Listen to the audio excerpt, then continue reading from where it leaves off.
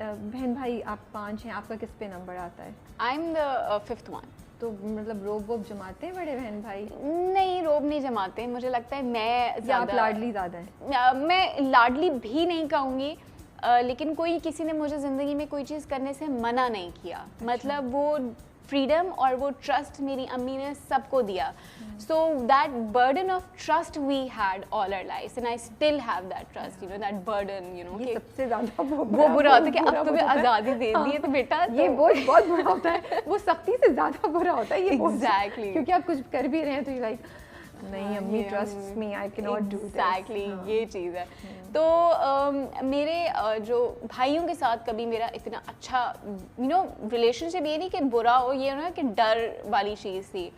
तो मेरी बहन वो बॉयश टाइप थी, क्योंकि वो बचपन से मैं करूँगा, ये आऊँगा, वो आऊँगा, ड्राइविंग भी वो ना फास्ट ड्राइविंग करेगी और लड़ाइयाँ करेगी, तो she was always you know like a boy.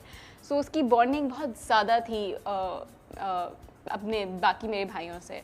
और मेरा जो तीसरे नंबर का भाई है उसका और मेरी बहन का आई थिंक 8 months का डिफरेंस था, पूरा 9th का भी नहीं था। तो वो क्लास में भी सेम थे, उनके फ्रेंड्स भी सेम थे, तो बड़ी दोस्ती होती। तो उनकी दोस्ती भी लड़ाई भी होती थी, क्योंकि वो यही होता है ना, एक्चुअली द छोटी of the family. I am the छोटी ऑफ द फैमिली। तो झूठी लव स्टोरी वाली छोटी। तो ये था। भाई को होता नहीं है लेट कभी शूट से आते हैं, घर में कोई मसला नहीं था। अम्मी को because I read somewhere you said कि अम्मी को थोड़ा सा, अम्मी को होता है, अम्मी को हमेशा, अम्मी को अब भी होता है। वो 10 बजते नहीं है कि अम्मी भाई से कॉल करवा देती कि क्या सीन है, ये क्या बात है। और मुझे खुद 10 बजे के बाद ना मेरा दिल नहीं करता कि मैं सेट पे 1 मिनट भी बहुत देर तक चलती हैं।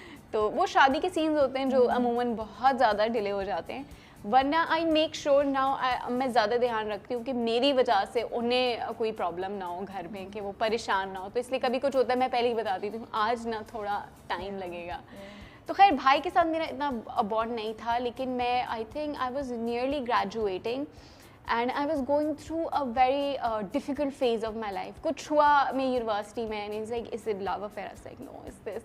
There was something really, really serious, and at that point, you know, he said, I trust you. And then when he said that, I was like, you know, this is someone I was looking for all my life. So फिर he was there, you know, my friends, they left me and he was there. तो वो bond तब उनके साथ बहुत ज़्यादा, जो दूसरे नंबर वाले भाई, तीसरे वाले से अभी भी थोड़ा, आसिफ से। तो तीसरे वाले से थोड़ा इसलिए होता है कि वो थोड़ा जज्बाती है, वो ज़्यादा जल्दी गुस्सा कर देता है। उसे कुछ भी बताऊँ ना, मैंने अम्मी को जाके मैंने आपको कहा था कि ये नहीं करना, मैंने आपको, तो वो थोड़ा ऐसा है। तो आसिफ भाई के साथ बॉन्डिंग वो ज़्यादा इसलिए हुई क्योंकि मेरी बहन भी चली गई थी शादी करके, and then you know he took care of me and took care of my things. So the thing is कि वो ट्रस्ट तब ज़्यादा डेवलप हुआ और वो बॉन्डिंग बहुत ज़्यादा उसके बाद हुई। सो उसके बाद you know I am like कि my family has done so much for me, so I make usually the decisions, you know, इस साल अम्मी को मैं अमेरिका लेके जाऊँगी या इस साल मैं भाई को लेके जाऊँगी। So it's like I am the planner of the house. How do you think Sara, father आपके बहुत छोटी एज पे, यू सेड कि 3 महीने की जब थी आपके फादर पास्ड अवे, सो उनकी जो कमी थी ज़िंदगी में उसने कैसे इम्पैक्ट किया आपको एज अ पर्सन? मैं कमी इसलिए नहीं कहूँगी क्योंकि मेरी अम्मी ने कभी वो कॉम्प्लेक्स वो चीज़ नहीं डाली, या अम्मी ने कभी हमें वो नहीं किया कि हम अपने आप को विक्टिमाइज एक चीज़ का करके कि you know I don't have a father वाली चीज़ कि यू नो मेरे तो अब्बू नहीं है, ये वाली, ये अम्मी ने कभी नहीं डाली। सो अम्मी always made us very strong as you know a person. तो मेरी अम्मी ने हमेशा ये सिखाया कि कोई बात नहीं, अल्लाह अगर एक चीज़ लेता है तो दूसरी भी देता है, you know. So as you know that I think अम्मी ने कॉम्प्लेक्स कभी हमें नहीं आने दिया कि इस चीज़ की कमी है, इस चीज़ की, वैसे जो भी है बस शुक्र है अल्लाह का कि हमारे पास है वो चीज़। बट अच्छा एक थोड़ा पर्सनल सवाल है, I don't know if you want to answer. वो होता है ना क्योंकि आपने बहुत छोटी एज पे उनको लॉस की थी, सो जब आप ग्रो कर रही थी आपने कभी वो चीज़ देखी ही नहीं, राइट? तो उसका आपको लगता है थोड़ा फ़ायदा ही हो गया इन द सेंस कि एग्जैक्टली बड़े बहन भाइयों ने देखा, वो ज़्यादा मिस करते होंगे। अच्छा, अगर उनका हुआ, इवन आई थिंक क्योंकि मुझे इन अ सेंस यू नो इंसान को तो जाना ही है किसी ना किसी वक्त, हमने तो अल्लाह के पास ही जाना है।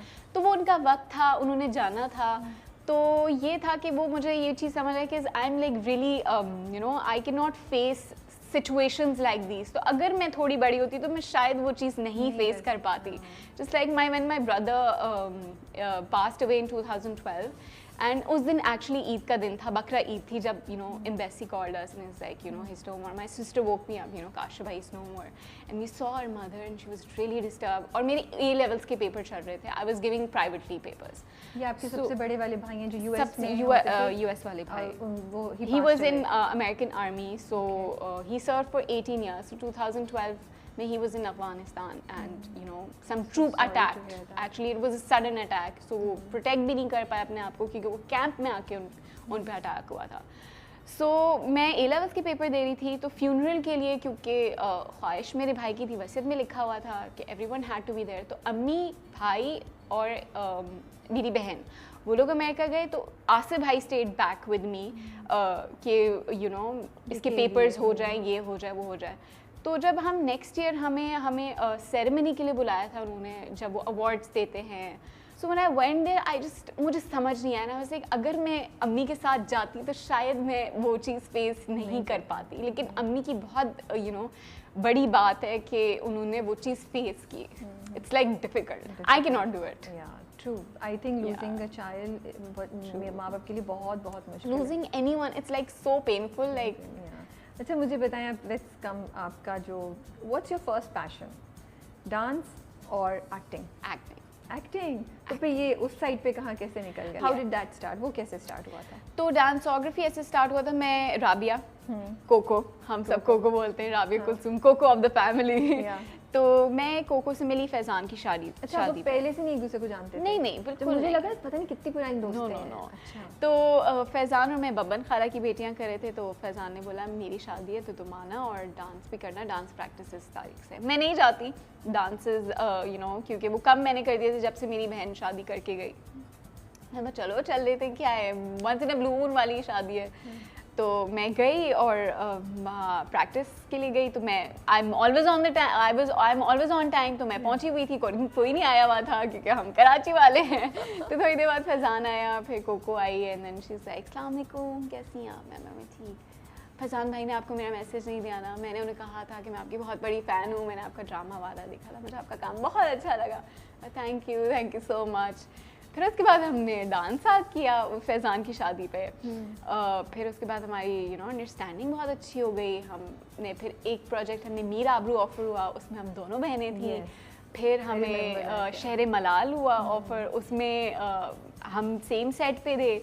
फिर हम एक झूठी लव स्टोरी में भी थे, तो इससे हमारी बॉन्डिंग ज़्यादा अच्छी हुई। एक झूठी लव स्टोरी के बाद कोको का मैसेज आया मुझे व्हाट्सएप पे, यार पाकिस्तान में कुछ वो नहीं है, प्लेटफॉर्म नहीं है अपना डांसिंग का, और हम करेंगे तो हमारा पहला होगा और देख लो। तो हम प्रिपेयर थे कि बैकलैश बहुत ज़्यादा आ सकता है। हाँ, तो मैंने बोला हम स्टार्ट ना इंटरनेशनल करते हैं। हमारी पॉलिसी थी कि हम इंडियन कंटेंट नहीं देंगे क्योंकि हमें पाकिस्तान को प्रमोट करना है और हम प्लेटफॉर्म ही पाकिस्तान का लेके चलेंगे। फिर मैंने बोला यार मनी हाइस्ट बहुत चल रहा है आजकल ना इन, तो हम बेला चाव से करते हैं। इवन हमारी पहली choreography was not that good, but हमने जज्बात में आके ना पहले 2 गाने एक दिन में कोरियोग्राफ किए और शूट भी एक दिन में किए, छल्लावा और बेला चाव। वाह, और कितने फ़र्क हैं दोनों बहुत अलग है। तो पहले जो हमने प्रैक्टिस की, हम तो कभी हमारा नील यहाँ पड़ा हुआ या क्योंकि हमने बहुत जज्बात में आगे धड़म धड़म धड़म, फिर हमें अपना बैलेंस थोड़ा आया, शुरू किया। I am 2 steps behind Koko in dancing. वो बहुत ज़्यादा स्मूथ है माशाल्लाह से, उसकी वो फिनिश बहुत ज़्यादा है। मेरी क्योंकि मैं वर्कआउट बहुत ज़्यादा करती हूँ, तो मेरे पोस्चर्स कुछ ज़्यादा वो थोड़े स्टिफ भी टाइप भी हो जाते हैं, तो ये थोड़ा हमारे उसमें फ़र्क है, वो फिक्स कराती रहती है। फिर हमने जब वो दोनों गाने एक साथ शूट किए, हमें रिस्पॉन्स अच्छा मिला। फिर उसके बाद हमारी कभी हिम्मत नहीं हुई कि हम वो 2 गाने एक दिन में जो है ना शूट कर सकें। आप बैकलैश की बात कर रही थी, थोड़ा जहन में था कि गलत अंदाज में लेबल कर देंगे लोग, बिकॉज पाकिस्तान काफ़ी कंजर्वेटिव सोसाइटी है। यस, हमने इसलिए अपना वार्डरोब, इसलिए हमने अपने स्टेप्स उस हिसाब से रखे कि वल्गैरिटी ना आए, क्योंकि अगर हम कुछ भी करें, ये बात दिमाग में रखते हुए आप लोगों ने कुछ चीज़ें रखी हैं। और हम जब भी अपना कुछ स्टेप वो जो भी हम लोग कोरियोग्राफी करते हैं, कुछ स्टेप्स कोको के होते हैं, कुछ मेरे होते हैं, तो वो हम दोनों का मर्जर होता है। अगर वो ज़्यादा बैठने उठने वाले होंगे तो वो मतलब सराहने किए हैं, और अगर ताली वाले होंगे तो वो कोको ने वो डाले होंगे। अच्छा, तो ये होता कैसे, ये प्रोसेस कैसे होता है, किससे इंस्पिरेशन लेते हैं आप लोग, क्या क्या करते हैं? हम बस खड़े होते हैं और हम जो है गाना लगा के बस हाँ, हम इसको कभी ऐसे करें। हम 4-5 ऐसे कर लेते हैं स्टेप, फिर हम 2 दिन बाद हम सोचते हैं, हम दोनों के दिमाग में एक चीज़ आती है कि यार ये वाला स्टेप बदलना चाहिए। तो हम वो वर्किंग दिमाग में भी चल रही होती है, जब हम खड़े होते हैं तो हम उसी वक्त डांस के लिए प्रैक्टिस के वक्त हम करते रहते हैं। और उस वक्त हम इसलिए कोई BTS रिकॉर्ड नहीं कर सकते अपना, क्योंकि हम उस हालात में नहीं होते, हम ड्रेन हो चुके होते हैं और हमें समझ नहीं आ रहा इसका होता। फ्यूचर क्या है? इसको आगे लेके चलेंगे आप लोग, या बस ये शौक में ही है अभी? आगे लेके चलेंगे। अभी हमने महरीन की वेब सीरीज़ की कैंडी मेरे दोस्त मेरे यार की हमने कोरियोग्राफी की। कुछ लोग कहते थे तुमने डायरेक्शन पढ़ लिया और तुमने कुछ नहीं किया। मैं एक दिन ना गाना कोरियोग्राफी वो डायरेक्ट करूँगी। तो वो एक चांस मिल गया, मज़ा भी हमें बहुत आया, और हमें इसलिए भी सुकून था कि हम लोग कैमरे के पीछे थे।